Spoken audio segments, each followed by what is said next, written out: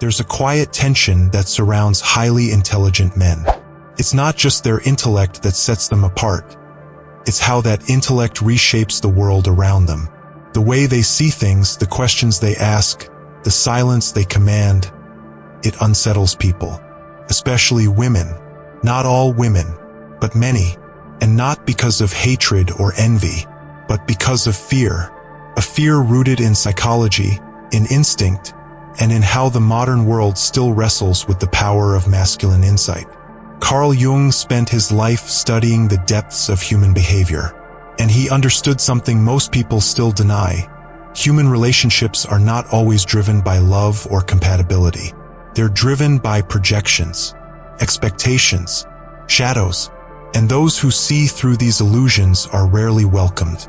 They're too real, too raw, too free. Intelligent men fall into this category. Men who think deeply, speak carefully, and see patterns others miss. Their presence alone can shatter illusions. And that's where the fear begins. Intelligence isn't just about knowledge. It's about perception, depth, awareness. A truly intelligent man doesn't just memorize facts or debate theories. He sees people. He observes human nature. He questions norms. He holds up a mirror to the unconscious, and that's exactly where things get uncomfortable. Because most people are not ready to be seen. Most people live behind masks, even in their relationships, especially in romantic ones. Carl Jung believed that what we call love is often just projection. People don't fall for each other, they fall for the idea of each other. They seek a missing piece of themselves in another. The intelligent man disrupts this entire process. He doesn't play the role people expect. He doesn't perform. He doesn't mold himself to fit someone's fantasy. He exists outside the script. And for many women, especially those conditioned by culture to seek safety over truth, that's terrifying. Society has trained women to seek comfort, to be loved, to be adored, to be chosen by a man who provides stability. But the intelligent man isn't always stable in the traditional sense. He's mentally fluid, spiritually restless, and often emotionally intense. He may not offer constant reassurance or predictable attention. Instead, he offers challenge, depth, and above all, authenticity. Authenticity isn't romantic in the Hollywood sense. It's raw. It strips away illusions. And many people mistake this for coldness or arrogance. In reality, it's just clarity. The intelligent man cannot fake interest. He cannot play dumb. He cannot participate in emotional games. His standards are high, not out of pride, but because his mind refuses to settle for anything less than truth. This creates distance, not because he pushes people away, but because most can't keep up. They feel exposed, judged, inferior. Even when he says nothing, his very presence becomes a test. And for women who haven't done their own inner work, that test feels like rejection. There's a psychological effect called the mirror principle. When someone stands before you with clarity, depth, and composure, it reflects back everything you're hiding. Insecure people will project their fears onto the intelligent man. They will say he's too serious, too intense, too intimidating. But what they're really saying is, I feel small around you. And this is where things begin to fracture in relationships. Because the intelligent man doesn't chase. He doesn't beg. He doesn't need to be needed. And for women used to emotional validation, this triggers deep anxiety. It confronts their sense of power. It breaks the game of emotional dependence. Intelligent men don't fall into orbit. They are the center of their own gravity. And unless a woman has her own inner strength, she won't know how to handle that. She'll feel overwhelmed. She'll misinterpret self-respect as emotional distance.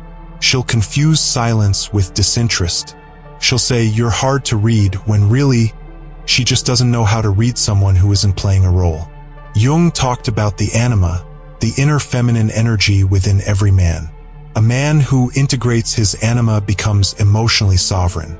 He's no longer a slave to external validation. He doesn't seek approval through sexual conquest or performative affection. He becomes grounded, whole, inwardly balanced. Most men never reach this point.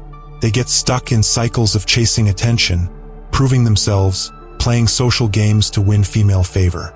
But the intelligent man, especially one who has matured through pain, introspection, or spiritual growth, transcends this. And when he does, he becomes deeply attractive, but also deeply misunderstood. Because modern dating dynamics are built on insecurity, on role-playing, on masks. A man who doesn't need to impress, doesn't need to chase, and doesn't need to entertain is read as a threat, not to safety, but to control. Control is subtle. It often hides behind attraction. But many women try to shape the man they're with. They want someone who listens, but not someone who challenges them. They want someone intelligent, but not someone more intelligent. They say they want depth, but they don't know what to do with it when it arrives. They want presence, but on their terms. The intelligent man doesn't operate on terms. He operates on principle. This makes him immovable, not rigid but sovereign. He may be open to love, but not addicted to it. He may be loyal, but not dependent. He may be giving, but never self-sacrificing. This flips the traditional script, because for a long time women have been taught that they are the prize, and many are. But when faced with a man who does not need what they're used to offering, flattery, seduction, charm, they feel powerless. Not because he disrespects them, but because he sees through them, and he does not flinch. The intelligent man scares not because he harms, but because he awakens. He reveals, he disrupts, and in doing so, he forces others to grow or to leave. This is the real fear, growth, because growth means losing comfort. It means questioning your identity. It means looking in the mirror and asking, am I really who I think I am? Most people don't want to ask that, not even in love. And that's why the intelligent man rarely finds easy relationships. His love life is not filled with abundance, but with friction. Not because he's incapable of love, but because the kind of love he needs is rare. It's built on honesty, not seduction, on depth, not drama, on mutual growth, not emotional codependence. This kind of connection is sacred, but it's also scarce.